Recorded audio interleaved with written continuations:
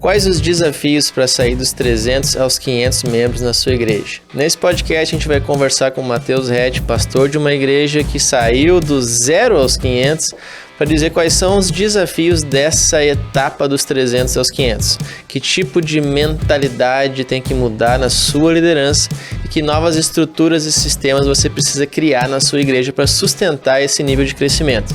Participe com a gente!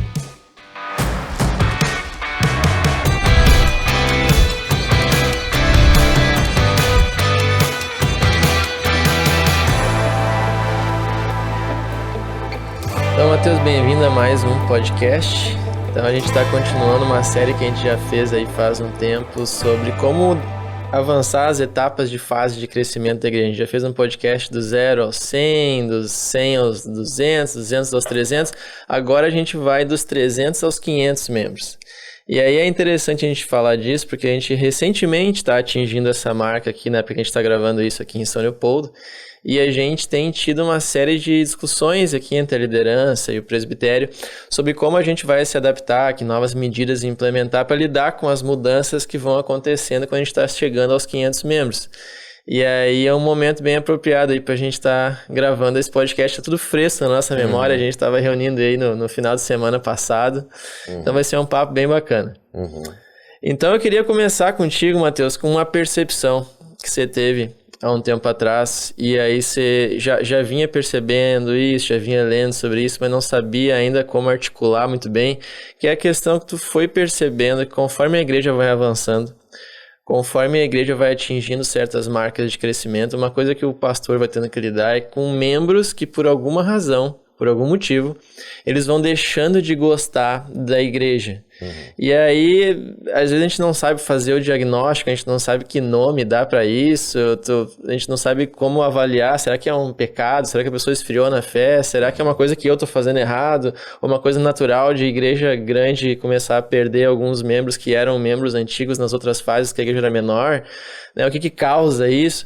Aí tu começou a perceber isso, né? Que a igreja ia criando essas pessoas que iam... o crescimento da igreja ia criando pessoas que iam desgostando. Como é que tu diagnostica hoje isso? Que clareza tu tem agora sobre o porquê que isso acontece? Então, aqui a gente passou por, talvez se a gente fosse classificar as grandes fases, né? 5 grandes fases. Embora a fase 3 a gente divide em 3, tenha 3.1, 3.2 e 3.3, e a fase 4 a gente tem a 4.1 e a 4.2, que ajuda a gente a identificar com clareza mudanças específicas que foram feitas, resultados específicos que foram obtidos daquelas mudanças. Então isso vai ajudando a gente a mapear o desenvolvimento da igreja, né?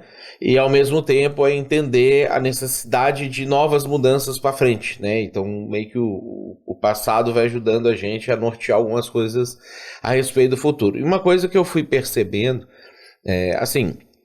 pessoas saem de igreja por N motivos, né? Pessoas, como você falou, esfriam na fé. Isso em qualquer fase, em qualquer etapa, em algum momento e tudo mais. Isso pode ser culpa da igreja que não proveu para a pessoa o necessário para que ela se mantivesse aquecida na fé, né? Pode ser culpa da pessoa que não quis usufruir daquilo que a igreja estava oferecendo, o cuidado da igreja, do acompanhamento da igreja. Pessoas saem da igreja por causa de pecado, né? Elas começam a cometer um pecado, sentem vergonha, não querem abandonar, começam a pensar, o que adianta eu ficar indo na igreja se eu estou vivendo assim? Pessoas saem da igreja porque mudam de cidade, mudam de estado, pessoas saem da igreja porque às vezes brigam com outras pessoas dentro da igreja e o clima não fica legal. Então, assim, existem diversas razões pelas quais uma pessoa pode sair da igreja. Mas o que eu observei, e ela está não só atrelada a um sentimento dos membros da igreja como um todo, mas isso pode estar atrelado a um sentimento dos líderes, principalmente os líderes principais da igreja, aí que eu acho que o ponto fica mais preocupante, e pode também estar atrelado ao próprio pastor. É a situação. O que nós estamos chamando aqui, né, de o efeito Massachusetts, né? Na fase 2, quando você pega, por exemplo, a igreja ela estava começando a se desenvolver, a gente tinha ali entre 40, 50, 60 membros, A igreja já não era assim tão pequena como um grupo caseiro, um grupo base na fase da plantação, mas ela ainda não tem grandes estruturas, o pastor ainda visita todo mundo pessoalmente, meio que sai para comer um hambúrguer, alguma coisa assim, com os líderes toda semana, eles estão juntos, se divertem junto, a igreja se reúne, sei lá, a cada 2, 3 meses para fazer um churrasco junto, e toda a igreja está presente naquele momento e tudo mais. Então isso é uma coisa que muita gente gosta de viver isso, de experimentar isso, de passar por esse tipo de coisa, tanto a parte do cuidado quanto a parte da comunhão, ela é muito intensa, muito presente, e tem algumas pessoas que elas se vinculam a isso de uma maneira afetiva muito forte. E eu noto assim, naquela época, sei lá, eu tinha um músico aqui na igreja, que era muito bom. Se ele fosse chamado para ir tocar numa igreja de 300, 400, 500 membros, que tivesse um modelo de organização onde pessoas convivem dentro da mesma igreja sem se conhecer, e o pastor não visita pessoalmente mais todo mundo, e não acompanha pessoalmente todo mundo, às vezes nem conhece pessoalmente todo mundo, e etc. E a coisa fosse assim, tudo, o cara ia lá, ia tocar, fazer o que ele precisava fazer naquela igreja, ele voltava para a nossa igreja, e ele falava assim, não, você tinha que ver, cara, lá naquela igreja, ninguém conhece ninguém, as pessoas, elas vão lá e o pastor nem sabe direito quem elas são, o pastor não visita, não é igual a nossa igreja, eu jamais iria para aquela igreja, então ele não vai lá e se sente tentado, porque é uma estrutura maior, é mais bonita, tem um som melhor, as cadeiras são mais confortáveis. Tem gente que gosta desse tipo de coisa, tem gente que não, tem gente que se apega a um perfil, a um tipo de igreja, uma coisa mais pessoal, etc. Então, você imagina que esse cara, ele fazia parte da igreja Betânia na fase 2, há 8 anos atrás, e a igreja Betânia foi crescendo. E 8 anos depois, a igreja Betânia se tornou aquela igreja que ele foi tocar naquele dia e ele voltou criticando. Então, de repente, essa mesma pessoa que amava de paixão a igreja e se dedicava a ela, e se entregava a ela e tudo mais, quando ele olha para essa nova realidade da igreja, ele se sente mal. Ele não gosta, porque ele não gosta desse tipo de igreja. E a gente às vezes perde a noção, às vezes o pastor perde a noção de que se a igreja cresce, nós não temos mais a mesma igreja, embora o nome é o mesmo, o CNPJ é o mesmo, as pessoas não são a mesma, o prédio não é o mesmo. Eu estava fazendo análise, por exemplo, nós recebemos no ano passado de novos membros aqui na igreja a mesma quantidade de pessoas que a gente tinha há 4 anos atrás. Então é como se eu pegasse a igreja de 4 anos atrás inteira e chegasse isso inteiro de uma nova leva de pessoas, um novo grupo de pessoas.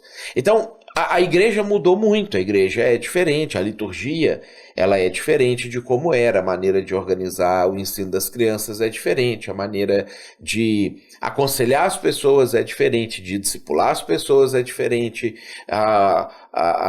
os grupos se reúnem de maneira diferente, e essa pessoa, como qualquer membro da igreja, não conhece todo mundo mais, não tem mais o pastor visitando ele toda semana, às vezes é 1, 2 vezes no ano que ele vai, sei lá, conseguir almoçar com o pastor, tomar um lanche com o pastor, e ele antes era muito mais cuidado, agora demanda-se que ele cuide muito mais e haja muito mais como um cuidador.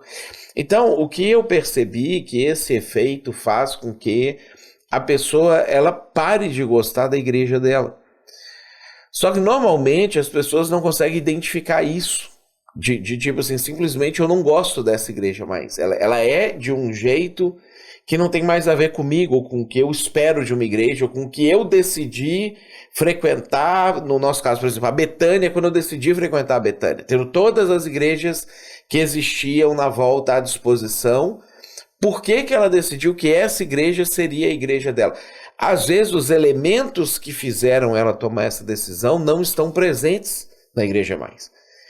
Só que como a pessoa não se dá conta disso, ela começa a se insatisfazer, ela começa a reclamar, ela começa a, sei lá, pegar no pé de algumas coisas que que não fazem sentido. Ela começa a reclamar, sei lá, da música, ela começa a reclamar da liturgia, ela começa a reclamar de líderes específicos que, quando ela chegou, aqueles líderes eram assim, uau, vão ser meus novos amigos, etc. Passado todo esse tempo, ela já conhece os defeitos daquelas pessoas. Aquelas pessoas nem são mais as mesmas pessoas que eram há 8 anos atrás. Alguns casaram, alguns tiveram filhos, alguns envelheceram, alguns tiveram depressão, alguns se livraram da depressão, alguns ganharam dinheiro e são ricos, alguns empobreceram e estão passando aperto. Ou seja, nem as pessoas são as mesmas. Embora é a mesma alma que está ali dentro daquele corpo, não é a mesma pessoa, né? Eu uso, e há muitos anos,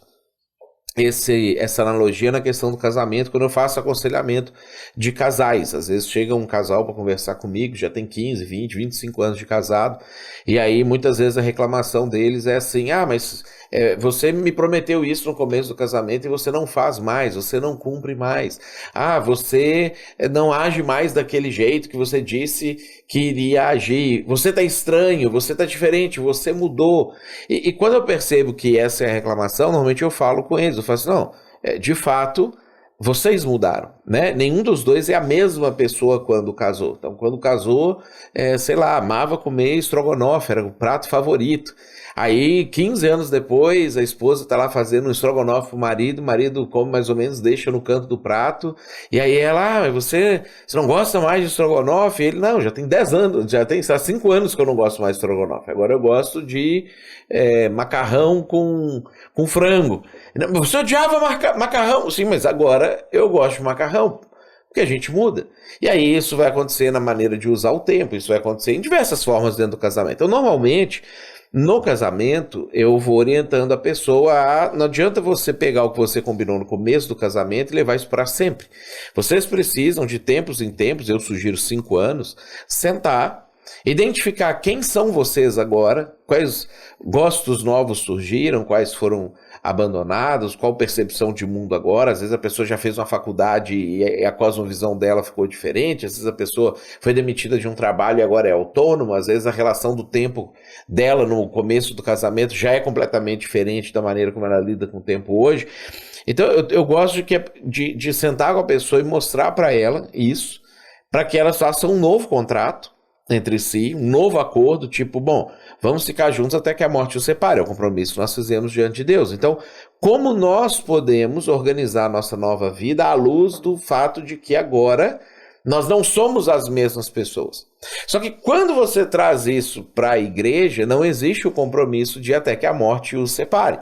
Uma pessoa pode sair de uma igreja e ir para outra. Ela pode tentar vivenciar ou experimentar a fé dela em algum outro lugar, em algum outro ambiente. E eu fui notando que, por não entender isso, ao longo do tempo, à medida que a igreja saía, porque normalmente o cara que está na fase 1 e vê a igreja indo para a fase 2, ele fica feliz. Porque a fase 2 é a consequência direta do trabalho dele na fase 1. Mas às vezes quando vai para a fase 3, ele já não gosta tanto assim mais, porque a fase 3 já é consequência direta do trabalho de pessoas que chegaram na fase 2 e somaram força com ele. Ou seja, ele não tem mais aquele protagonismo que ele tinha quando era só ele que estava ali. Da fase 3 para a fase 4, está mais diluído ainda a participação dele em muitas circunstâncias. E se a gente somar com aquela outra coisa que a gente já falou em algum podcast passado, de que a gente tem, né, os líderes de 10, de 50, de 100 e de 1000, o cara que produz a 30, 60 e 100 por 1. Às vezes o líder de 10, quando a igreja tem 30 pessoas, ele é um dos 3 principais líderes. Quando a igreja tem 300 pessoas, ele é um de 30 líderes. Então ele dilui a participação dele na tomada de uma decisão dentro da igreja, na maneira como a igreja vai se conduzir, etc., que no início não, ele tomava a decisão do jeito dele. Então, quando eu olho para trás, eu começo a observar que em vários momentos, algumas pessoas que eram chave para uma fase específica da igreja, elas não só não se desenvolveram, não avançaram por N razões para serem chave também na próxima fase da igreja, como o efeito Massachusetts pegou e elas pararam de gostar da igreja. Elas começaram a olhar para a igreja, elas não reconhecem mais essa igreja como a igreja deles. Só que como eles não sabem isso, porque o nome continua o mesmo, o CNPJ é o mesmo, né, o CPF é o mesmo, o pastor que está ali ainda chama Mateus, ainda usa óculos, parte o cabelinho pro lado, indo embora tá com a barba branca aí já pegando, né? Como esses elementos visuais são os mesmos, daí gera o conflito e a pessoa passa a ter dificuldade de identificar porque ela não gosta mais. Porque é ruim você falar uma coisa, tipo, cara, uma igreja que eu, sei lá, era apaixonado, amava, convidava meus amigos para vir, várias pessoas vieram por minha causa para cá, e eu postava todo domingo que eu tava lá naquele culto e tudo que a igreja fazia eu repostava, eu escrevia ali um comentário embaixo, eu marcava um coraçãozinho, não sei o quê. De repente eu olho para aquilo ali e eu não sinto isso mais. De repente eu olho para aquela pessoa que eu admirava profundamente quando eu não conhecia, e agora que eu conheço profundamente, eu já vi que ela tem um monte de defeitos, eu não confio mais naquela pessoa, não acho mais que aquela pessoa tem capacidade de me liderar, de me conduzir e etc, porque ela faz picuinha aqui, ela pega no pé ali, ela lidou com uma situação do jeito que eu acho que não deveria ter lidado lá e não sei o quê. Ou seja, são todas coisas que não tem pecado envolvido, não tem problemas morais envolvidos, simplesmente a pessoa para de gostar. Assim como às vezes ela para de gostar de um amigo, que ela era o melhor amigo, passou anos em todos os eventos sociais convivendo junto, de repente começa a parar de convidar. E aí quando você nota que aquele relacionamento esfriou e você olha e fala assim, já tem muito tempo que eu não saio com fulano, que eu não bato um papo com ciclana, não sei o que e tudo mais. Então eu percebo que isso também acontece com a igreja. E a pessoa parando de gostar da igreja, ela vai manifestar o desgosto muitas vezes em circunstâncias colaterais, porque ela não identifica a razão principal. Eu acho interessante o jeito que tu tá expressando isso, sempre que tu não tá falando com o ressentimento do líder abandonado ou traído, essas pessoas que não sei o que estão abandonando, olha tudo que eu já fiz por elas e não sei o que. Não, tu tá lidando com maturidade. Tu citou o exemplo numa reunião do pai que o filho vai crescendo também. Às vezes tem o pai que fica com aquele síndrome do ninho vazio. O filho tem um crescimento natural e a dinâmica vai mudando, né? E às vezes a pessoa não sabe renegociar aquela dinâmica, né, do crescimento natural de uma situação. Então, tu tá lidando com maturidade, tu tá dizendo, não, é legítimo que a pessoa às vezes não se adapte mais. Às vezes tem gente que continua amando Jesus. Tu citou até exemplo de pastores que são assim. O cara ama muito Jesus, mas ele gosta de estar sempre de igrejas de 0 a 50 membros. Ele chega num lugar, organiza os negócios, serve ali e tal, é um pastorzão, mas dali pra frente ele já não é mais a pegada que ele gosta, as habilidades que ele tem não são para aquele nível de igreja de 50 para cima, e daí ele pega e larga aquela igreja para outra pessoa e vai plantar uma outra. Então, mas ele continua amando Jesus, né? Então tu também enxerga essa possibilidade em membros que de forma legítima ele se adapta melhor a uma igreja numa determinada fase, ou faixa de membros com determinadas necessidades, e não se adapta tão bem a outra fase. E não quer dizer que ele seja menos cristão, que ele ame menos Jesus. Eu acho que isso é um diagnóstico maduro de se ter. Né? E uma forma madura do pastor lidar com isso acontecendo na igreja dele também. E foi um amadurecimento, né? Porque eu já senti tudo isso aí, né? Me abandonou, né? Depois de tudo que eu fiz, e não sei o quê, como assim não ama de paixão essa igreja maravilhosa que eu amo de paixão? Segurei no colo aqui, isso aqui era tudo mato. Troquei fralda, era tudo mato, não sei o quê.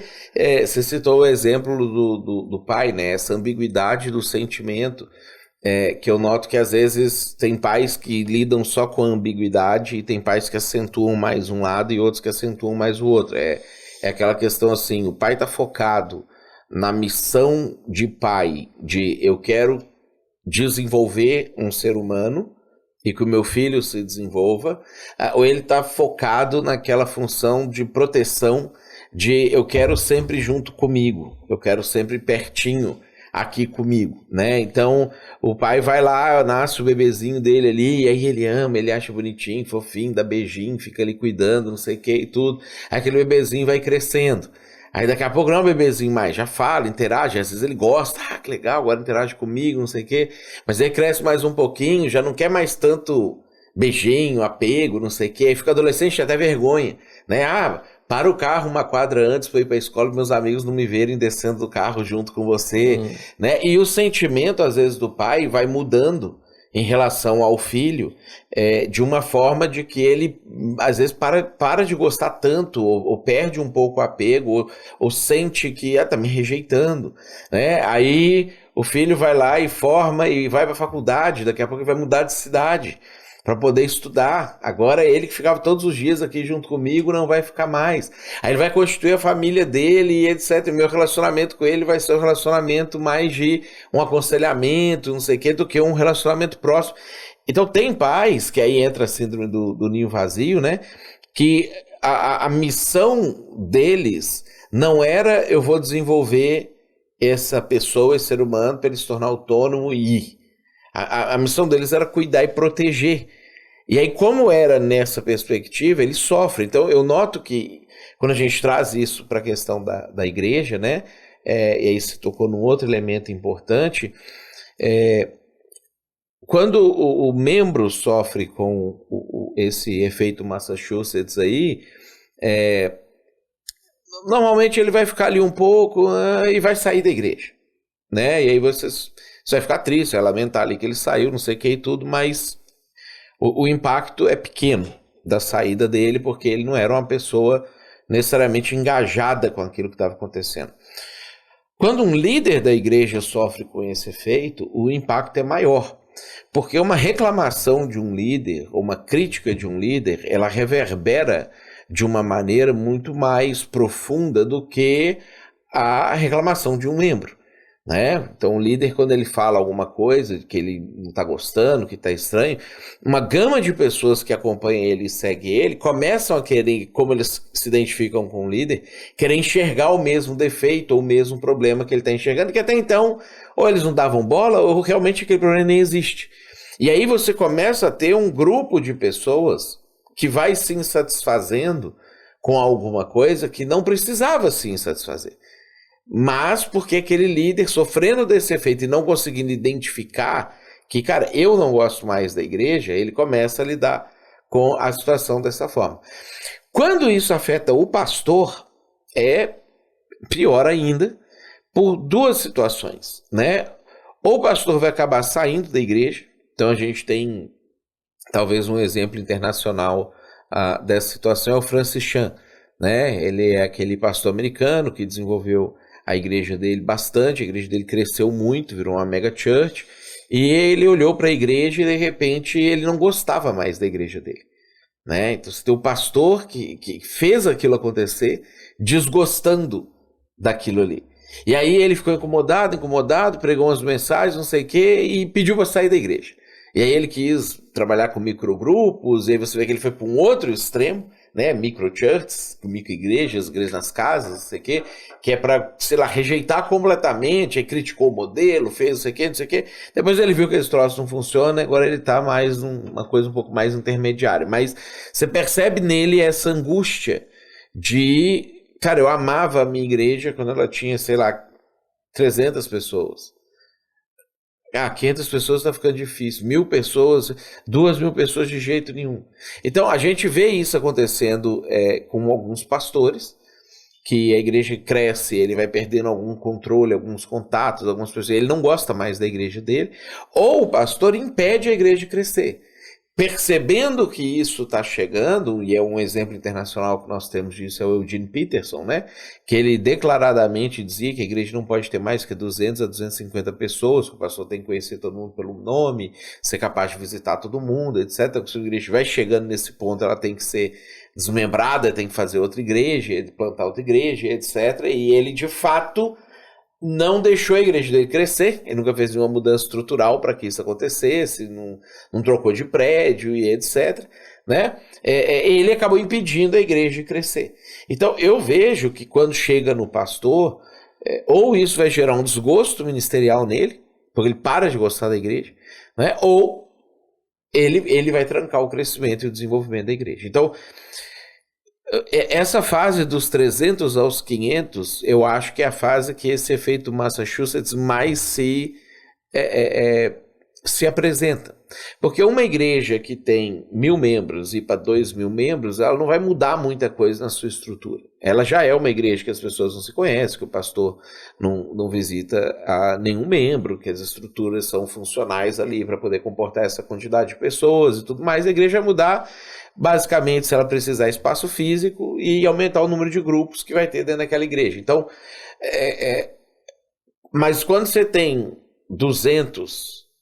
ou sei lá, 50 e vai para 200, ou quando você tem 200 e vai para 500, você tem esse efeito acontecendo de maneira acentuada, porque as mudanças são muito substanciais naquilo que é o jeito de ser da igreja. Uhum. E aí, eu acho também interessante uma coisa que a gente estava discutindo, que é como a gente lida com isso, né? Tu citou o exemplo do casamento, que de cada 5 em 5 anos as pessoas mudam, e a ideia é que elas sentem e renegociam alguns termos do casamento, né? Eu não gosto mais de estrogonofe e tal, vamos mudar o prato. Ou o jeito que eu me sinto amado agora com essas ações, não é mais com essas. A minha expectativa mudou. A linguagem do amor mudou, né? A linguagem do amor mudou, de usar. Isso, então essas coisas vão mudando. Então tem que haver uma readequação, né? As pessoas têm que mudar. Então, quando tu começa a identificar que algum membro ou mais importante num líder começa a ter esses sintomas de insatisfação que o cara nem sabe diagnosticar direito. Às vezes, né, tu citou o exemplo que esse tempo estava com uma pedra que não estava descendo, tu achou que era até um negócio no estômago, assim, porque tu não sabia diagnosticar direito o que era. Então, às vezes a pessoa tá assim, ela não sabe. Aí tu identifica e tu vai falar com ela. Que ações tu propõe para ela nesse momento? Assim, como é que a gente renegocia? Assim, não, a igreja mudou, e agora o teu papel dentro da igreja vai ter que mudar também. Tu vai ter que se adequar com algumas coisas, talvez tu não goste, né? Que não tem mais, coisas que tinham na igreja menor, que agora não vai ter mais, vai ter que se readequar, coisas que tu não gosta, que agora tem. Tu vai ter que tolerar, talvez, e vai ter que ter um papel diferente. Como é que tu inicia esse processo de conversar com essa pessoa? Então, eu acho que quando a gente traz as claras para a própria pessoa, a gente auxilia ela a organizar o pensamento dela, né? E a dar o nome certo para as coisas. Então, você citou o exemplo, né, que eu dei lá na reunião sobre minhas pedras nos rins, né? Então, eu sou uma pessoa que volta e meia tem pedra nos rins. Desde os 15 anos de idade, praticamente a cada ano e meio ou 2, uma pedra dessa. Só que sempre que eu tenho crises muito fortes de pedra nos rins, eu preciso ir no médico, e pode ser uma apendicite, pode ser uma pancreatite, pode ser uma pedra na vesícula, né? Então, eu preciso certificar que é realmente uma pedra no rim, porque as outras alternativas eu morro, né? Se eu não tratar, ficar em casa tomando remédio. E normalmente, quando a gente não sabe, quando está tendo os primeiros episódios de crise, como a gente acaba tendo outras disfunções fisiológicas, né? A gente começa a achar que, não, eu tô com um problema no estômago. Não, eu comi alguma coisa estragada, eu tô com um problema intestinal, né? Ou, a primeira vez que eu fui, isso é apendicite, né? Eu fui para ir operar de apendicite e no ultrassom que o médico, não, a apêndice está normal e achou a pedra lá. Então, nós não temos, às vezes, a capacidade de identificar o porquê dói. A gente consegue identificar que dói. E aí nós vamos buscando respostas que às vezes estão mais próximas das nossas mãos. Por isso que as pessoas acabam reclamando de coisas muitas vezes sem sentido. Coisas que não estão ruins, elas não são um problema. E se estão ruins, não é o suficiente para você... eu desgosto da igreja porque teve um problema na execução da liturgia do culto no domingo. Né? Ou sei lá, o som estava um pouco mais alto do que eu gosto de ouvir habitualmente, ou sei lá, uma pessoa ali na igreja olhou meio torto para mim, não é o suficiente você querer, eu não gosto dessa igreja mais. Então, como a pessoa ela não consegue muitas vezes identificar o que é, ela começa a tomar os remédios errados. Então, chamar a pessoa, sentar com ela, explicar, falar assim, existe o efeito Massachusetts, eu acho que você está sofrendo disso. E dá o tempo para a pessoa refletir e pensar, cara, será que eu parei de gostar da minha igreja? Será que foi isso que aconteceu? Será que eu sinto que eu não me encaixo mais? Porque eu não gosto daquilo que a igreja se tornou, sendo que isso que a igreja se tornou é o desenvolvimento natural de um crescimento, né? Então eu estou falando que mudou a doutrina, começou a pregar, pastor pregar bobagem na igreja, ou que a igreja está corrupta, essas coisas o cara tem que sair fora mesmo, legitimamente, e são pecados. Estou falando de quando a igreja simplesmente se tornou o que ela deveria se tornar, tendo chegado num determinado nível de pessoas, número de pessoas. Então, essa conversa ela é importante, porque você dá o nome certo para o problema certo, ajuda a pessoa a pensar sobre aquilo, elaborar sobre aquilo, e você pode conduzir a pessoa para, ou vamos fazer um novo contrato, então um novo papel que você vai desempenhar, nova maneira que você vai se conduzir, etc e tal, ou uma vez que a pessoa identificou, puxa, mas realmente isso não está de acordo com o que eu acho que a igreja, ou que deveria ser, ou como eu deveria me comportar, a gente ajudar a pessoa, auxiliar a pessoa a achar uma outra igreja, já que hoje achar a igreja bíblica é escasso, né? Para correr o risco da pessoa ir para uma igreja tosca e a pessoa se sentir, cara, que legal, eu não estou saindo com briga, eu não estou saindo com problemas, e minimizar nela, às vezes, a fofoca, minimizar nela, às vezes, as insurreições que, se ele é um líder, ele às vezes acaba causando, né? Porque ele fala com um, fala com outro, e os outros se juntam a ele e falam, não, é mesmo, você tem razão, é isso mesmo que está acontecendo. Então, eu acredito que essa conversa honesta, dando para a pessoa a alternativa de um novo contrato, ou vamos procurar um lugar para você, seria a melhor maneira de lidar com essa situação. O que não pode acontecer? Você não pode deixar que a pessoa que já foi diagnosticada, já confirmou, que não gosta mais da igreja, continue liderando. Então isso não pode acontecer, porque se isso acontece, você está dando uma grande chance, uma grande tentação, uma grande possibilidade da pessoa começar a conduzir outras pessoas para esse sentimento de insatisfação que os outros não teriam, porque os outros gostariam do que a igreja tá. Só que elas também gostam da outra pessoa e às vezes por fidelidade vai abraçando a ideia. Então tem alguns cuidados que tem que ter. Tu também comentou sobre a questão de eu saber diferenciar o tipo de crítico que a pessoa é. Porque geralmente a pessoa que está passando por isso, ela vira em algum nível um crítico. E aí você citou... Não, tem dois tipos de críticos que a gente tem que saber diferenciar. Tem o crítico bom e tem o crítico ruim. O crítico bom é aquele cara assim... nós estamos fazendo isso errado. Ele usa nós. Então, a nossa igreja está fazendo esse negócio errado. Nós devíamos lidar com essa situação. Ele usa nós. O crítico ruim é aquele cara que já chegou para vocês.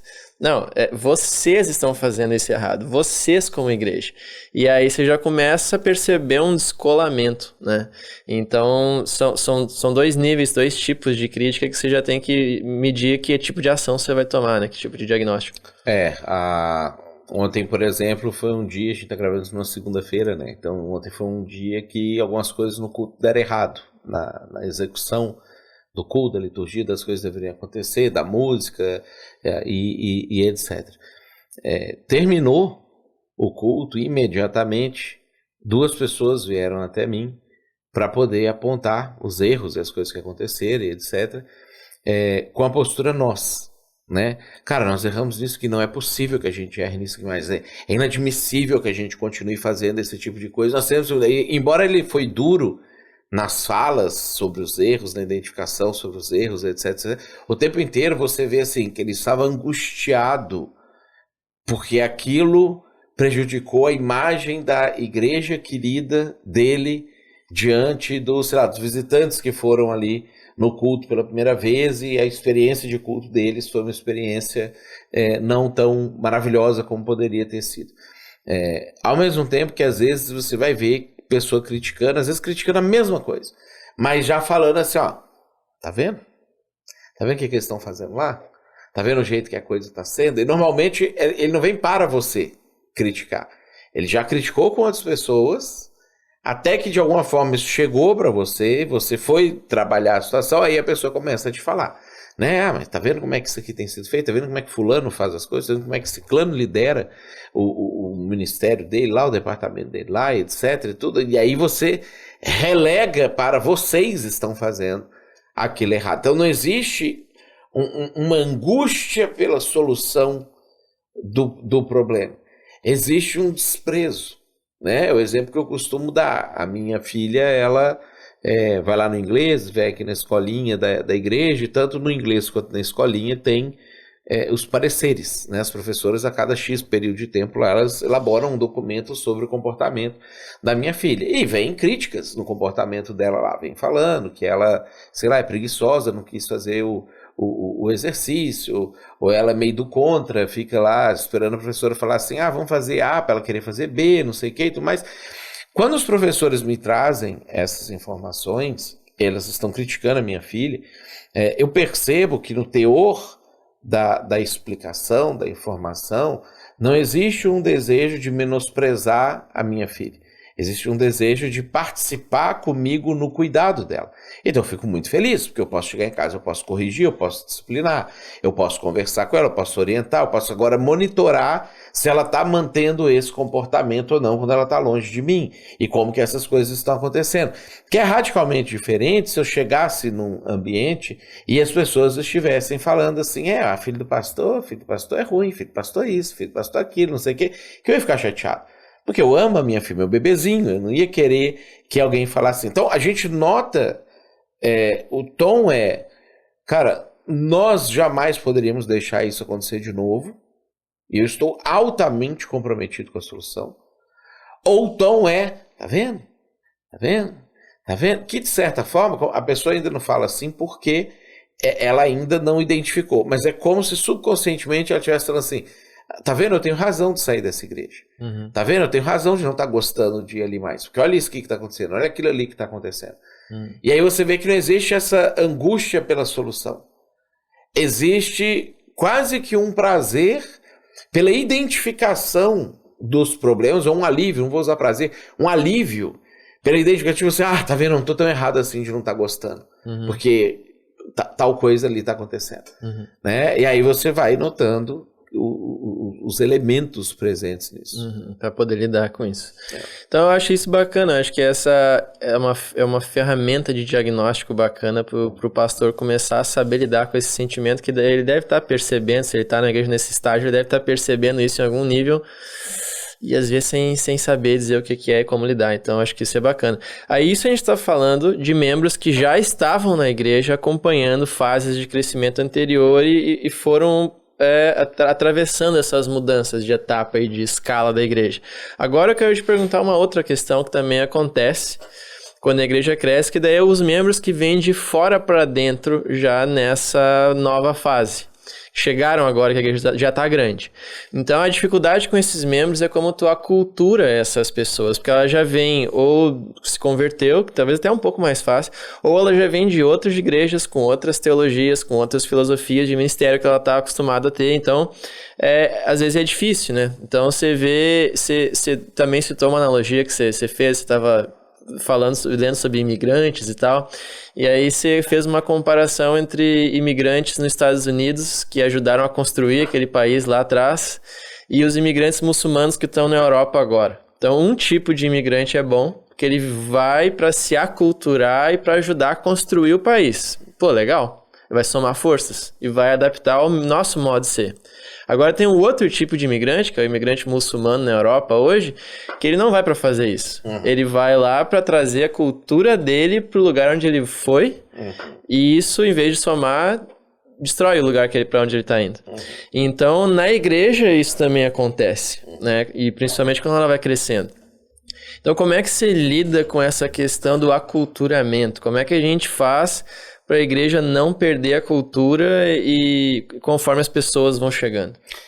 Existem países, né, que quando o cara quer imigrar para o país porque ele descobriu uma ascendência daquele país, né, sei lá, eu tenho ascendência italiana, quero virar italiano e migrar para a Itália, eu tenho ascendência alemã, ascendência judia, quero migrar para Israel. Existem países que dão um kit para a pessoa, eles pagam a passagem de avião para a pessoa poder voltar, eles dão um curso do idioma, porque, sei lá, o cara está morando no Brasil, ele não fala italiano, alemão, hebraico, ele fala português.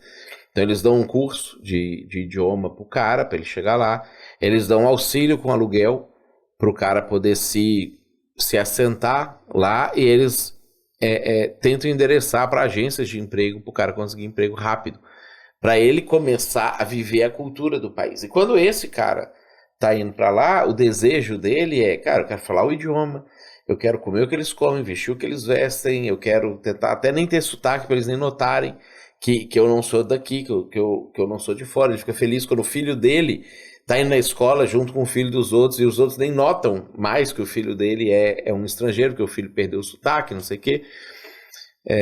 Então existem países que dão um pacote de incentivo à imigração. Eu acho que a igreja ela precisa desenvolver esse pacote, né? Porque a igreja é como um país que recebe imigrantes. A gente recebe gente que não era crente, que era ateu, que era umbandista, que era espírita, que era católico não praticante, que era católico praticante, que era evangélico de uma outra denominação bem diferente da nossa denominação.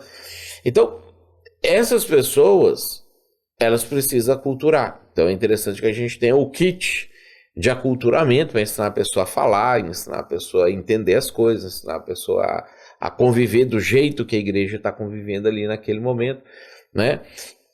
E isso nos ajuda a identificar quem olha para a cultura da igreja e fala assim, cara, que cultura sensacional, eu gostei muito de fazer parte disso. E aí você ajuda ele a não diluir ou quebrar a cultura da igreja com a simples chegada dele, porque a simples chegada dele já mexeria na cultura. Porque você está oferecendo para ele os meios de aculturamento daquelas pessoas, dos muçulmanos, né? Que eles querem mudar a cultura daquele local. E aí quando você está fazendo isso no início da igreja ali, com 50, 100, 150 membros, você pessoalmente ainda consegue visualizar isso tudo, você consegue perceber como que essas pessoas são, o que elas querem, você conversa com elas, você come com elas, convive com elas. Quando a igreja cresce, isso não acontece mais. Então, a gente precisa ensinar os nossos líderes a identificar esse tipo de coisa, que é uma coisa que às vezes a gente acaba não fazendo, ou porque a gente fazia intuitivamente e não percebia a razão, ou porque a gente não fazia e já tinha problema com isso, ou porque a gente tem, sei lá, medo de como que o cara vai interpretar um negócio desse. Aí a gente não ensina os líderes, e aí essa leva de pessoas, volume de pessoas que vai chegando, vai devagar gerando uma nova cultura, alterando o formato de como as coisas são feitas. E aí você passa a ter um problema quando isso acontece, porque a igreja começa a caminhar para um rumo, para um canto que não é aquele que você entende que a filosofia de ministério daquela igreja deveria ser direcionada para poder fazer. Né? Então, eu acho que isso é uma preocupação, eu diria, que o pastor tem que ter em como que ele vai orientar os líderes a identificar o imigrante positivo do muçulmano. Isso aí, que falou de liderança, a gente vai entrar em algumas questões para a gente organizar essa liderança e esse pastoreio para resolver esse problema. Então, mas antes de falar de liderança, eu queria falar sobre pastoreio contigo, porque o pastoreio em grande escala, numa igreja grande, ele também muda. Porque a distância de ti com a ponta, com o membro, que antes quando a igreja tinha 50 membros, tu tinha contato com todo mundo, tomava café com todo mundo, né? Agora tu vai batizar pessoas que tu viu a primeira vez ali no batismo. Quem é essa pessoa que tá chamando para vir aqui batizar? E você vai lá batizar a pessoa. Então acontece esse tipo de coisa, né? Então o risco que isso acontece é que existem muitas camadas entre tu e o membro médio, o membro comum. Né? E aí o que acontece? Se em alguma etapa das camadas já começa a ter um ruído de comunicação, a visão não represar em algum ponto, algum líder que não está reproduzindo a visão para baixo como ela veio para ele, de ti, então o risco que acontece é começar a criar algumas mini igrejas dentro da igreja. Né? Algumas pessoas começam a ficar sem pastoreio. Algumas pessoas começam a não ter a teologia corrigida, né? Algumas pessoas começam a ir descolando da visão. E aí, se essa pessoa está num grupo de outras pessoas que também não tem pastoreio, acaba criando um setor de uma igreja que é o setor pentecostal dentro da minha igreja, seria o setor reformado dentro da minha igreja, esse aqui é o setor das teorias da conspiração dentro da minha igreja, seria o outro setor revoltado da minha igreja, que tá revoltado com tudo. Então, tu cria esses setores, né? Então, uma coisa que a gente tem que fazer com membros e com líderes também, é quando a igreja está muito grande, a gente começar a classificar os dissidentes. Então, esses dissidentes, eles são assim, porque eles não entenderam alguma coisa, aí eu tenho que ir lá e explicar a visão da igreja ou a teologia da igreja. Ou esses caras que estão dissidentes, eles estão assim porque eles entenderam e são rebeldes, e aí eu tenho que ter um outro tipo de atitude com eles.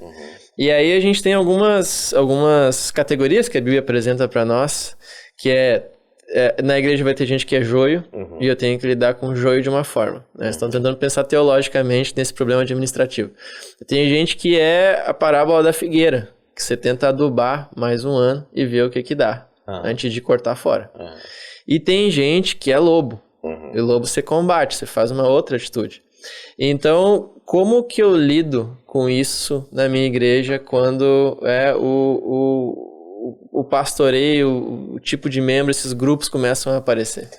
E, de novo, isso é uma coisa que você vai precisar ensinar os líderes a fazer. Porque, às vezes, o pastor, ele meio que já faz isso intuitivamente quando ele está fazendo diretamente com as pessoas. Ele meio que já vai identificando e agindo, né? Mas a gente, como não formaliza esses conceitos, tem dificuldade, às vezes, de ensinar os líderes a fazer esse tipo de coisa. Então, a Bíblia fala que o joio é aquele que é semeado no meio do trigo e que, às vezes, a gente quer arrancar ele do meio da igreja e que Deus proibiu. Ele falou, não mexe, porque senão o trigo sai junto. Espera no momento certo, eu faço isso, né? Eu faço essa separação. A figueira é aquele que Deus gostaria de arrancar e a gente fala com Deus, espera aí, Deus, não mexe, né? Me dá um ano, eu vou organizar, se em um ano não resolver, aí a gente tira fora, a gente corta fora. Que é diferente do lobo, que a Bíblia diz que precisa, cara, você tem que matar o lobo, né? O lobo, você não deixa ele se criar, você não deixa ele se desenvolver. Então, existem pessoas que elas estão de propósito tentando causar alguma coisa dentro da igreja para atender o interesse pessoal. Pode ser simplesmente o prazer e a diversão de ver o circo pegar fogo, pode ser que a pessoa quer montar uma igreja a partir da sua igreja. Então, chega essa fase, a síndrome de Absalão, ela passa a ser muito mais factível. Então, antigamente, quando o pastor convive ali com todos os membros o tempo inteiro, é muito difícil alguém chegar e falar assim, se eu fosse pastor eu faria diferente, faria isso, aquilo. O pastor vai ficar sabendo, né? Eu lembro quando a gente teve uma rebelião na igreja há alguns anos atrás, e a igreja ela tinha ali em torno de 60 a 70 membros, e o pessoal rebelde chamava o pessoal para almoçar na casa deles e ficava falando que Mateus está errado, a igreja está errada, podia ser assim, tinha que ser assado, não sei o quê, queria mudar até o sistema de governo da igreja, né? E aí, mas só que o Mateus também almoçava com essas pessoas frequentemente. As pessoas chegavam e me contavam, olha, está acontecendo isso aqui, o que eu faço, como é que eu reajo e tudo, me incomodou. Diferente do que vai estar acontecendo agora, que eu não convivo com as pessoas. Então, se chega um Absalão e começa a falar assim, porque eu faria diferente, as pessoas até sentem assim, cara, eu tenho que ser fiel a esse cara aqui, porque eu vejo muito pouco Mateus, né? E esse é o cara que vem na minha casa, que me visita, que ora comigo, que quando meus filhos estão com um problema, vai lá e cuida dos meus filhos, não sei o quê.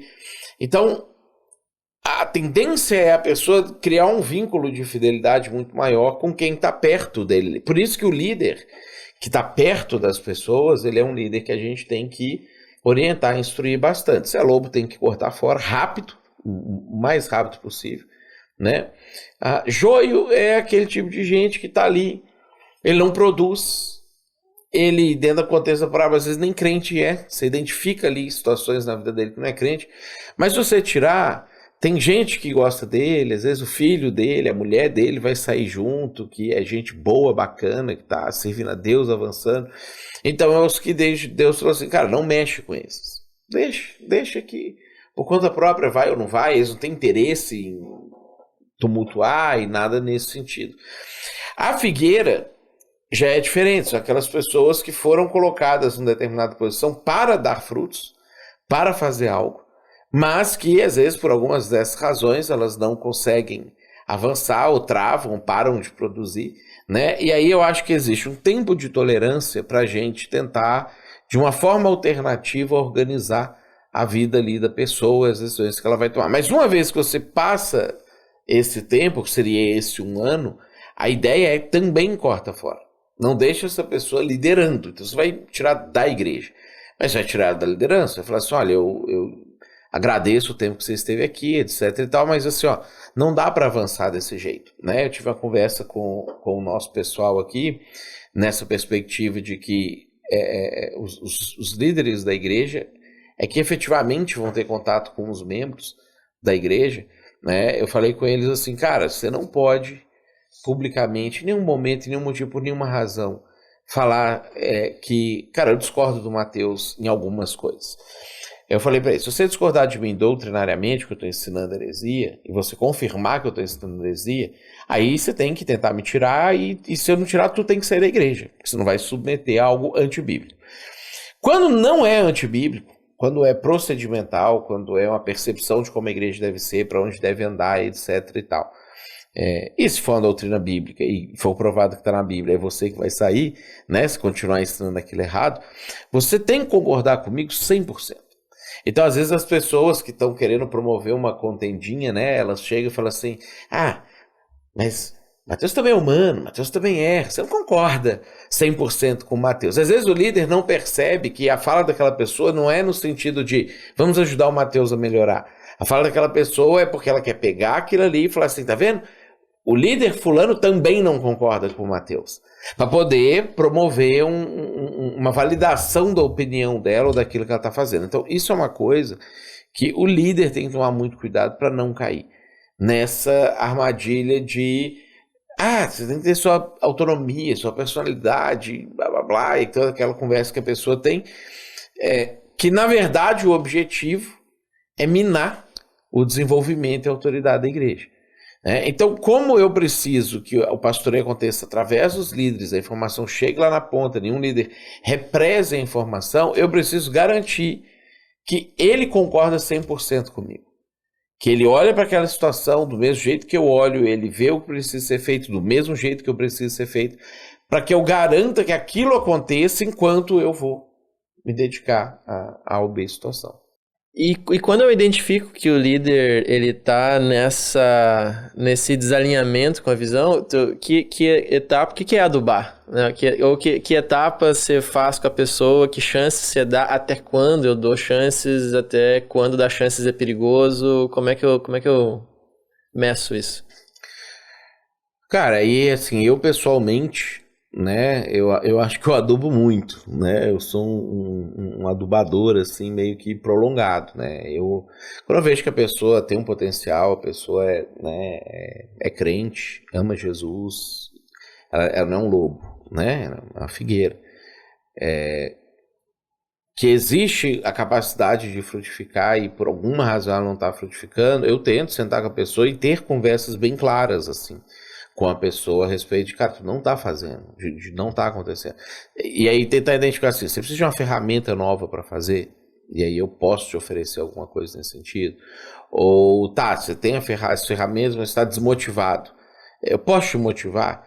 E você vai se motivar? E aí eu dou, às vezes, uns prazos para a pessoa para ver se ela, pelo menos, esboça sintomas de motivação, né?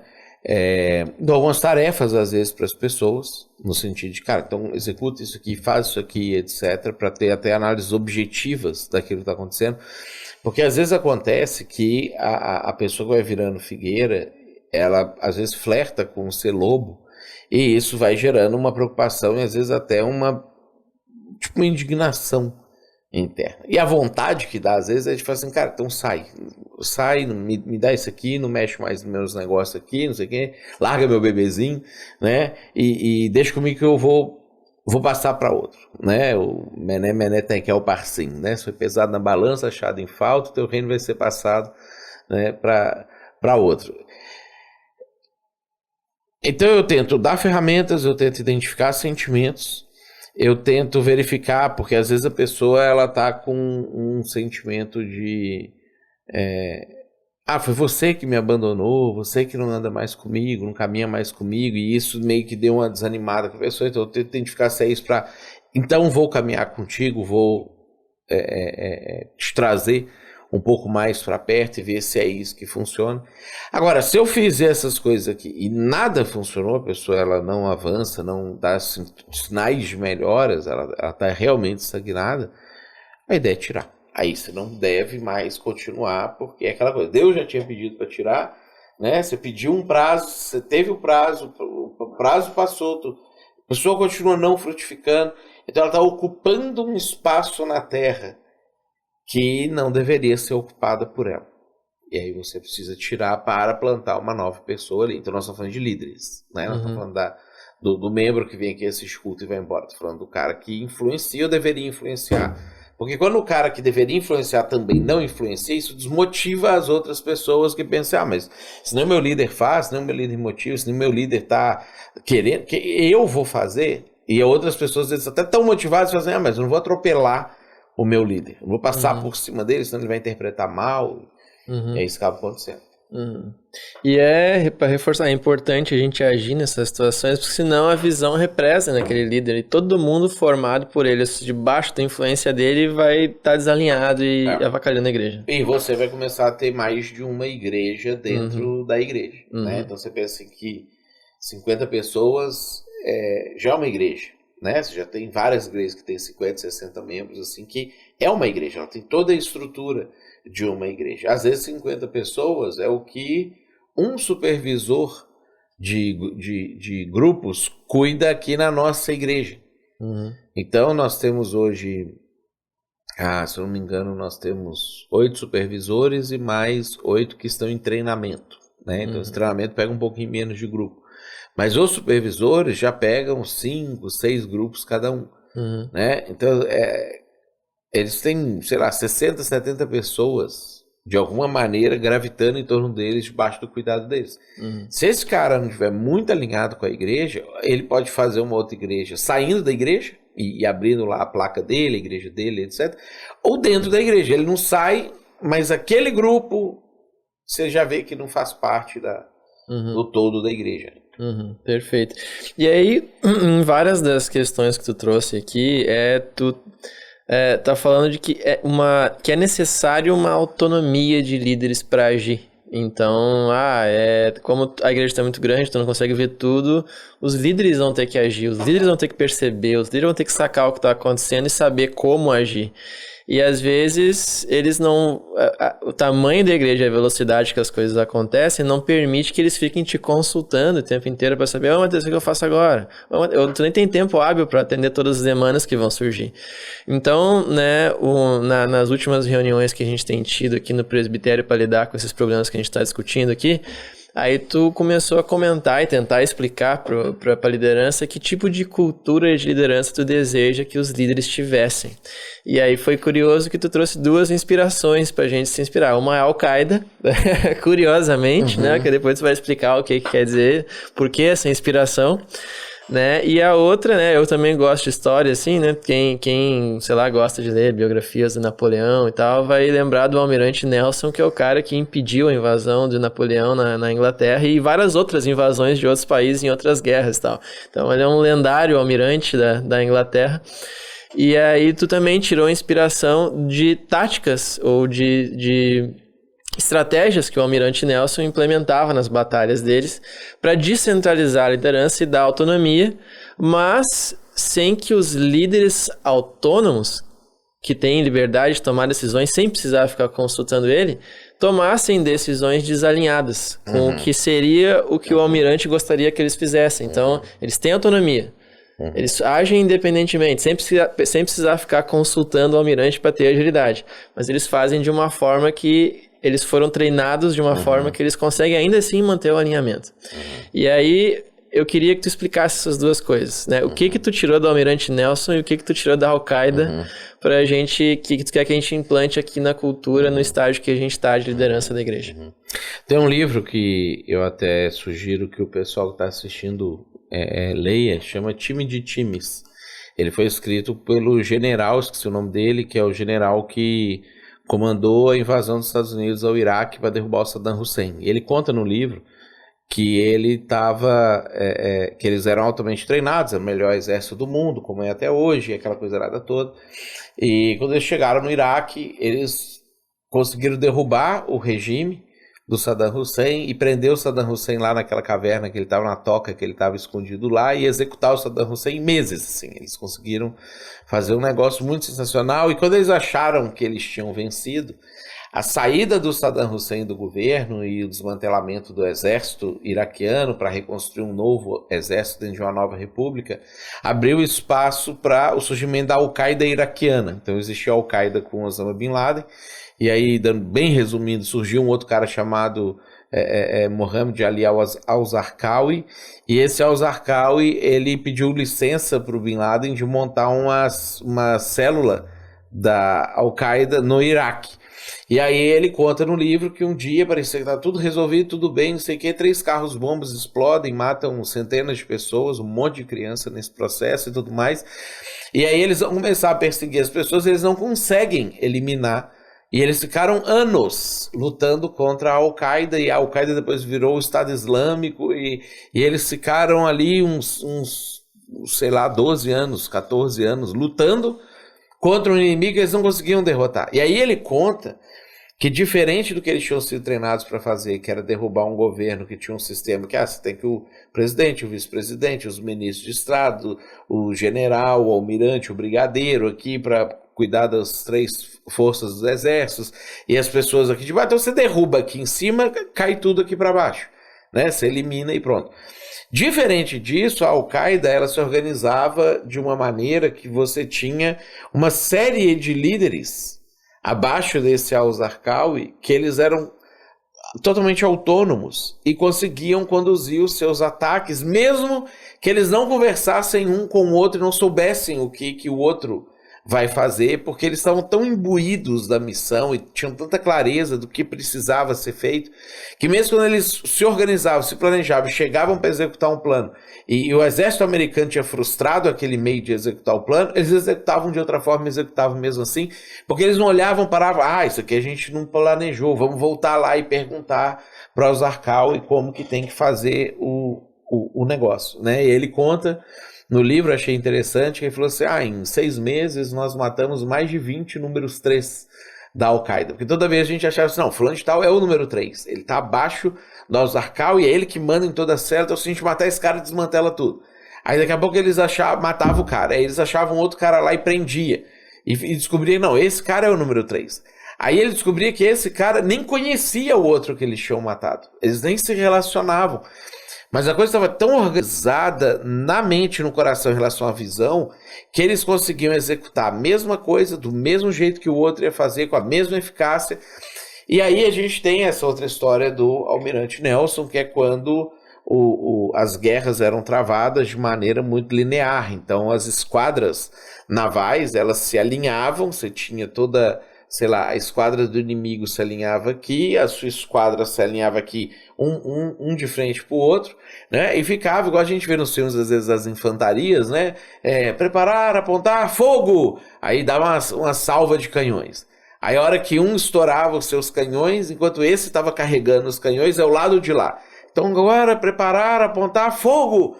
E eles ficavam cruzando fogo, até que um afundava mais navios do que o outro, inutilizava mais navios que o outro, e aí um almirante se rendia, né? E aí a rendição significava, ok, vocês então agora podem passar, ou vocês não vão poder invadir, vocês não vão poder passar aqui. E o Nelson organizou uma defesa, e depois um contra-ataque para a Inglaterra, contra uma combinação da esquadra espanhola e holandesa, que na época era muito maior em número do que eles. Então o Nelson identificou que se ele fosse fazer a batalha convencional, ele ia perder a batalha, obviamente, porque ele tinha menos navios, menos condições de atacar aquele pessoal.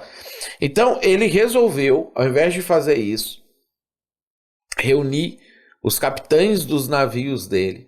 Eles passaram meses concentrados numa barraca lá, treinando, diversas modalidades de ataque, diversas formas que as coisas poderiam acontecer, com várias coisas poderiam dar errado, as melhores respostas para que todos eles entendessem como que o almirante pensava, o Nelson pensava. E quando eles foram para a batalha, ao invés de eles perfilarem, alinharem de frente com o outro, o Nelson combinou que cada um ia chegar de um canto diferente. E que quando eles chegassem, ele falou, quando vocês chegarem, vai começar uma confusão, porque eles não estão preparados para isso. Vai subir uma fumaça muito grande dos tiros e o fogo pegando nos navios, etc. E vocês não vão me ver mais. Vocês não vão mais ver que eu dando a bandeirada, tipo assim, vai para a esquerda, vai para a direita, vai para frente, vai para trás. Então, a partir do momento a gente vai chegar com esse plano, tá pronto, e é assim que vai chegar, não tem discussão. Mas a partir do momento que a coisa começar, vocês têm liberdade para tomar a sua decisão de como você executa melhor a sua missão. Porque eu não sabia, o Nelson falando, né? Como que o inimigo ia se comportar, já que eu estava alterando a maneira como a guerra era travada. Se eles iam se recolher, se eles iam expandir, se eles iam começar a caçar os navios também, se eles tinham um plano B e a gente não sabia, para poder lidar com um fato desse, sei lá, ao invés de ficar perfilado e formar um quadrado e se defender. Então, o que ele entendeu? Que se ele não desse autonomia para os soldados, que até então era impensável você conceder o seu poder de decisão para um capitão de navio, ele ia perder a guerra. Então, é uma geração de autonomia, e aí eu fui vendo essas coisas e vendo isso acontecer no livro de Atos, né? O livro de Atos mostra para nós que volta e meia eles prendiam os líderes, matavam os líderes, que a gente olha e fala assim, cara, era Pedro, Tiago e João, Pedro, Tiago e João, Pedro, Tiago e João, logo no iníciozinho de Atos, Tiago morre. Parece que é uma vitória do Império Romano, do Nero, do pessoal lá, e você vê que rapidinho ali com 30 e poucos anos, morre o Pedro, morre o Paulo, né? Morre o Mateus, morre todo mundo, só fica o João, que dura até o ano 90. E mesmo assim, a igreja continua avançando, as pessoas sabem o que fazer, porque elas conhecem a doutrina dos apóstolos, então elas sabem que elas podem inventar uma doutrina própria delas, né? E eles vão conseguindo manter a igreja avançando, se estabelecendo, se eu não me engano na carta de Colossenses, a igreja de Colossos, que Paulo fala assim, vocês conseguiram ir lá plantar uma igreja, não sei o que, e surgir uma igreja, e eu nem me envolvi com isso.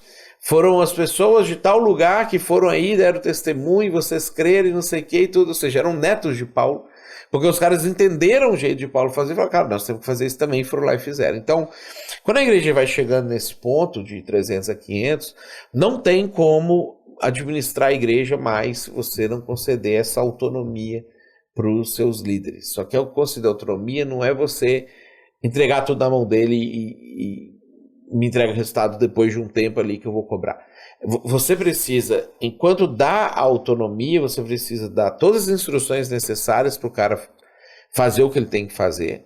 Você tem que supervisionar e você precisa ter os relatórios. As pessoas precisam te informar constante e sistematicamente o que elas estão fazendo, como elas estão fazendo, que caminho elas estão adotando, para não correr o risco também dos capitães se mudarem o rumo da história. Daqui a pouco acaba a guerra toda ali, não sei o que, eles vão olhar e os capitães, não, eles decidiram que eles vão fazer uma segunda reunião e abandonaram o conflito, né? Então, nesse contexto de delegação, a gente precisa gerar nas pessoas a confiança de que elas podem fazer e tomar suas próprias decisões, conhecimento de causa, que eles saibam do assunto, treinamento, então você vai ter que reunir com essas pessoas com muito mais frequência, estar muito mais próximo, entendendo o que elas estão lendo, o que elas estão escutando, o que está influenciando a cabeça delas, etc.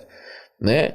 E basicamente nenhuma interferência depois que esse processo começar, quando elas então começarem a avançar ali dentro daquilo que foi a proposta. Então, nesse sentido, você gera essa autonomia que você vai ter, presta contas para mim, alinha comigo, você está 100% comigo, você precisa verbalizar isso lá, né?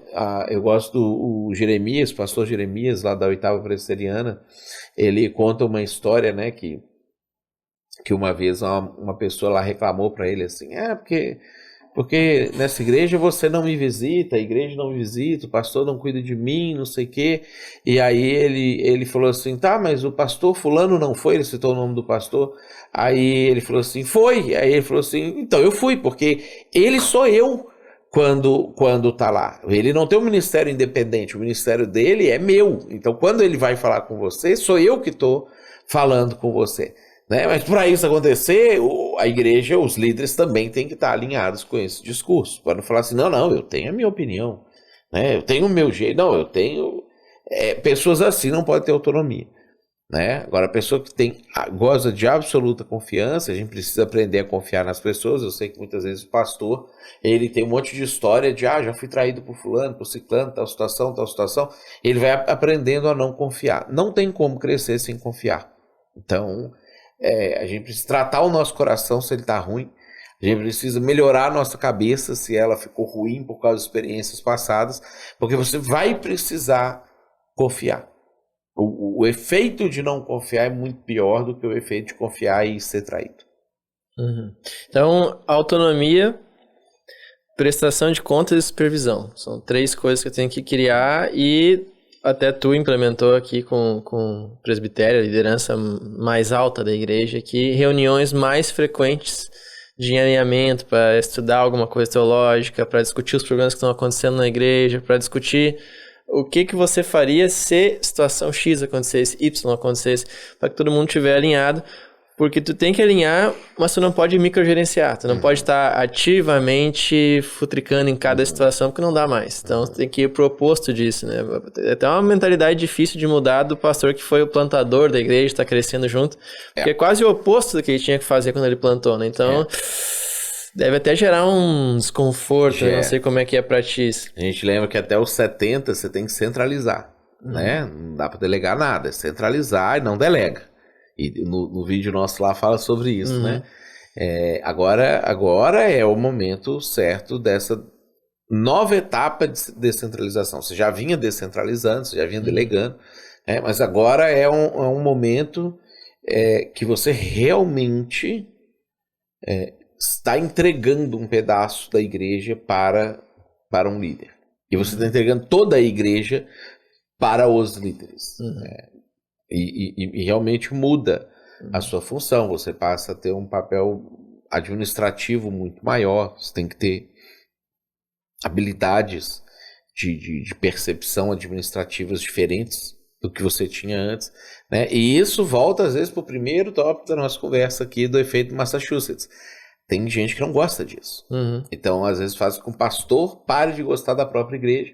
Porque ele fala isso, cara, eu gostava da igreja quando eu estava, pastor tem que ter cheiro de ovelha, e não sei o quê, quando eu estava junto ali do povo, eu não quero vir aqui ser um burocrata.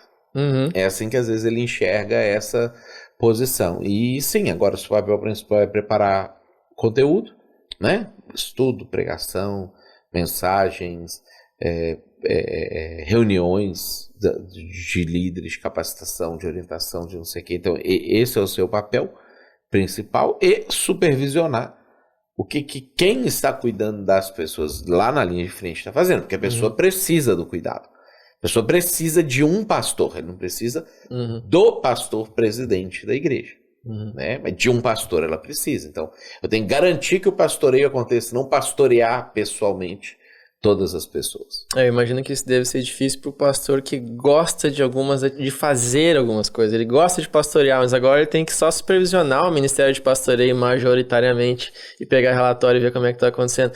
Mas ele gosta de, sei lá, fazer alguma coisa que já agora é um ministério que faz. Ele só recebe relatório e gerencia aquilo. Então, eu às vezes passo isso aqui no próprio seminário ou na Converge. Tipo, tem vídeos que eu sou uma pessoa artística, eu gosto de fazer, que legal, fazer o timing certinho, entrar na narração, vem a música e pum, legal, o vídeo ficou bem legal. Às vezes eu não faço mais, não posso mais fazer, eu tenho que passar para um cara e ficar olhando e às vezes vendo alguma coisa que podia ter feito mais legal, mas eu não posso falar, não posso ficar intervindo. Eu tenho que capacitar a pessoa, dar confiança e autonomia para ela fazer, senão não ganha escala.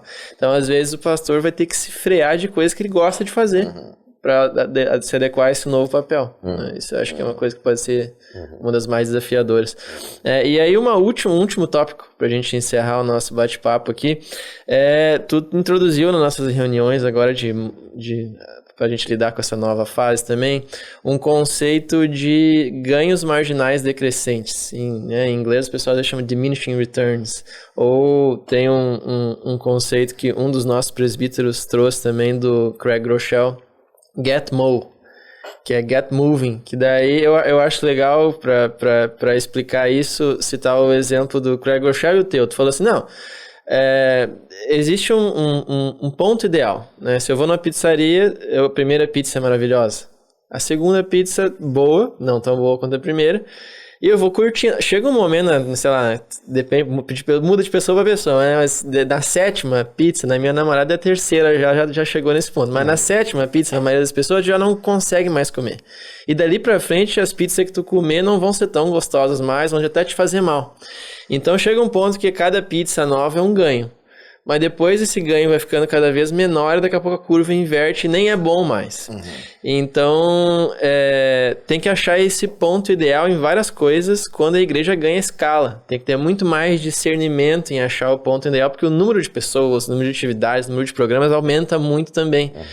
Então, esse conceito que eu falei do Get Mo, do Craig Groeschel, que conversa com esse conceito aí do ganhos marginais decrescentes, ele cita um exemplo no vídeo dele, que ele estava preparando palestras, né? Preparando lá uma palestra para um evento que ele ia fazer. Aí ele gastou 2 horas preparando a palestra. E ela ficou nota 7,5, assim, bom. E aí ele pensou assim, tá, eu vou investir um pouquinho mais de tempo para chegar no nível nota 8, nota 9. Só que ele demora 2 horas para chegar na nota 7. Mas para chegar na nota 8 é mais 2 horas. Então não compensa eu ficar mais 2 horas para fazer essa palestra ficar um pouquinho melhor. Se ele podia pegar essas 2 horas e fazer uma segunda palestra nota 7 para um outro evento que ele tem que dar. Então existe um ponto em que o meu investimento tem um retorno bom. E depois dali, um investimento além daquilo já não vale tanto a pena.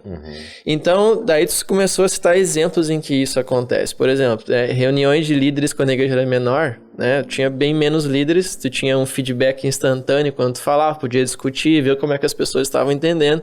Funcionava tu falando com as pessoas direto. Vai crescendo, a igreja vai crescendo. Daqui a pouco o número de líderes que a gente tem hoje é o tamanho total da igreja de umas etapas atrás, é muito mais gente. E aí tu falar diretamente para as pessoas já não funciona tão bem. Tu não tem aquela mesma dinâmica que tinha quando a igreja era pequena. Então, não funciona. Então eu tenho que achar o novo ponto ideal. Então daqui a pouco eu tenho que falar menos, porque mais não vai adiantar, e mudar a dinâmica. Daqui a pouco eu tenho que criar mesas em que eu falo meia hora ao invés de falar 2 horas, como eu falava antes, e aqui depois as pessoas discutem na mesa com outros líderes nas cadeiras ali, para eu conseguir ter esse feeling que tu tinha quando a reunião era menor, de saber o que o líder está pensando, poder discutir, fazer aplicações mais específicas para cada um.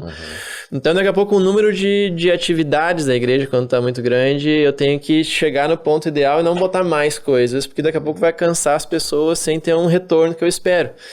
Então eu tenho que achar o ponto ideal em várias áreas da igreja. Então, onde tu viu que quando a igreja chegou em 500 membros, tu teve que começar a fazer ajustes? Pensar assim, não, aqui eu vou ter que reduzir, aqui aumentar, aqui modificar, porque eu já passei do ponto ideal, ou não funciona mais quando tá com a escala que a igreja tá.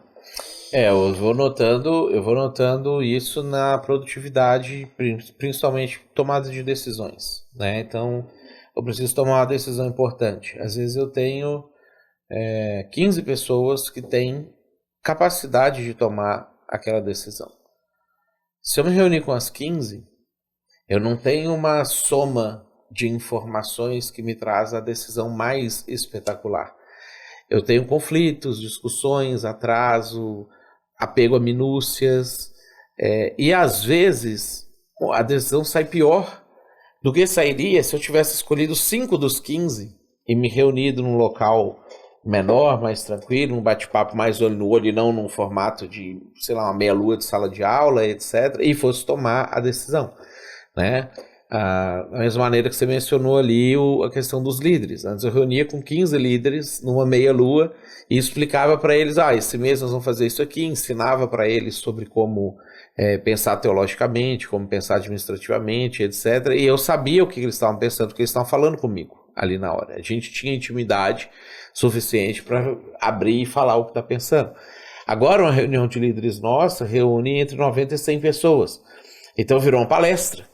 Não é uma reunião, é uma palestra. E a eficácia da palestra é muito menor do que a eficácia de uma reunião, e eu não tenho feedback de quase ninguém, a não ser um ou outro que ainda fala alguma coisa ali, né? Então a gente precisa olhar para tudo na igreja, tanto os eventos que a igreja faz, atividades que a igreja tem, etc. E é aquela coisa, né? Quanto mais a igreja cresce e mais pessoas ela tem, mais dinheiro ela tem, mais possibilidades de fazer coisas ela tem, né? Então hoje a gente tem possibilidades de, sei lá, abrir um culto durante a semana, a gente tem possibilidade de fazer algum tipo de trabalho social a mais do que o que a gente faz, a gente tem a possibilidade de ter encontro de casais, encontro de mulheres, encontro de homens, encontro que a gente não tinha antes, porque antes seriam sempre as mesmas pessoas. Agora eu tenho público para isso tudo. Então, eu tenho várias possibilidades de coisas para fazer, mas não necessariamente acrescentar eventos na igreja, ministérios na igreja, ações na igreja, implica em melhorar o que está sendo entregue para as pessoas, para o desenvolvimento pessoal delas e também para o alcance de novas pessoas com o evangelho. Então, eu preciso saber sobre isso em relação à dinâmica da igreja, a filosofia de ministério da igreja, eu preciso saber isso em relação às reuniões, se as reuniões que eu tenho são funcionais ou não, em relação aos ministérios, né? Um exemplo que eles usam nesse conceito de economia, né? Porque esse conceito da economia de retornos marginais decrescentes é que você tem que fazer um evento ali para 200 pessoas. E você tem que fazer a janta para aquelas pessoas. Então, se você colocar um cozinheiro para cozinhar para 200 pessoas, você não vai conseguir, você vai ter problema, né? E ele vai bugar lá dentro e não vai produzir, etc. Se você colocar 3 cozinheiros, talvez saia a janta, vai ficar um pouco fria, não vai sair tudo junto, não sei o que, mas 5 cozinheiros, legal, a janta vai acontecer. Eles vão se esforçar muito, a janta vai acontecer.